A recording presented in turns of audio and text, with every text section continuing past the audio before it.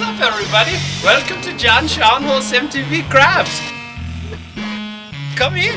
Well, it's 50 cups of coffee and you know it's on. I move the crowd to the break of dawn. Kid walks for how without the party people. We were getting down. What's up, homies? So, this is my crab's kitchen. It's pretty dope, right? Technically, it's actually not really my crab. It's my slave quarters crab. Can you believe it? Let's look inside my fucking refrigerator, dog. Check it out.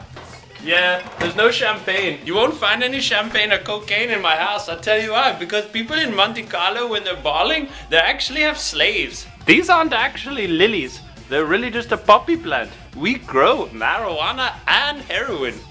This was my first slave, Teddy. And probably my most difficult one. He now resides in the floorboards of my house. Sometimes you can hear Teddy's little ghost knocking on the floorboards like, I'm in here, help me out, Dr. Scharnhorst is trying to torture me. And I'm like, shut the fuck up, Teddy, okay? I'll come down there and I'll beat you like I used to. But he was actually a really good slave. And when I say slave, I mean my friend who I bought and did all these crazy things with, and then I treated him like shit, and eventually we pushed him down the stairs and killed him. So let's check out the rest of the crab. Over here is Teddy's bed. He slept there until he was a grown man. Another thing that's important about being a Scharnhorst baller and having a cool crab is to read books that are made out of your slave's skin. Let's check out the rest of the crab. This is the coolest teapot in the world. My Aunt Regina made it for me. It's actually for melting down the little bones of all the slaves. Come on, y'all, you're a baller, you know what this is. It's a slave grinder. Oh, these are just little faggot pumpkins. So, you know it's pretty baller? Coming out of your own closet. So I keep coats. This is the first Scharnhorst family reunion ever recorded.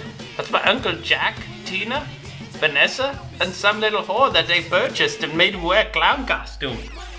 So some people think that slavery is terribly horrible, but I'm here to assuage that theory. It's actually really not so bad. In Monte Carlo, a lot of the slaves are incredibly wealthy and highly educated with gold teeth and all their fixings. They just happen to be poorer than I am. This is my second slave, Bertram. What a piece of shit he was. He was always arrogant and trying to force me to eat things I didn't like. He had my mother's pussy on his mind all the time, and my father knew it. My father enslaved him back in 1845. He was highly educated. He went to Oxford and had a business degree from Harvard. But once my father knew that his beady little eyes were on his money, my father enslaved him. Bertram was pushed down the stairs before any of our other slaves. His bones were so thick and cold we could barely burn them. That's Bertram.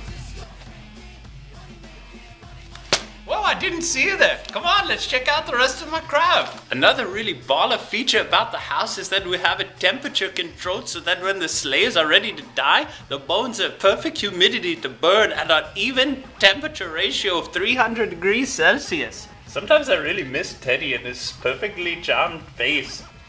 My mother hated our friendship. She pushed him down the stairs. We still use his bones for kindling.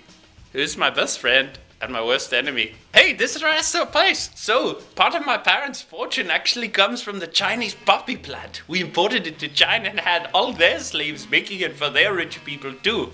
This is the first plant my father found in the Amazon, which we cultivated and turned into a really good strain of heroin. If you smoke it, it tastes like wheat thins and tampons. So, one of the coolest, most baller things about the house is the staircase. When we're ready to retire one of our slaves, we push him down this one. We've retired almost over 600 different slaves on this staircase. It's really great because of sharp edges, and when their heads hit, they lacerate them and the brains spill out. So it's a pretty cool crab, especially if you're thinking about getting a slave.